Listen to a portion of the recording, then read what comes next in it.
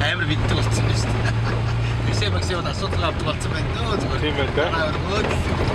Ил дэвтрэж зүйл асуудал болсон юм шүү. Нэг күүкийн такси ямар хүн? Ер нь гоё юм биш үү? Амар юм биш үү? А зүгээр анхааруулж хэлэхэд энэ нөгөө дандаа юм хуучны машин байдаг учраас хаалгын маш зөөлгөн хаах хэрэгтэй. Түрүүн багийн маань нэг таксины хаалгыг танк гэж хаасан чинь сандралж илээ шүү дээ. Сая өөрөө хааж байгаа шүү дээ. Айгүй хайж байгаа дүг гэх. Тийм учраас хаалган салаад унчих магадгүй юм. Тийм учраас ийм хүү таксинд суугтай хүмүүс маш gently байх хэрэгтэй.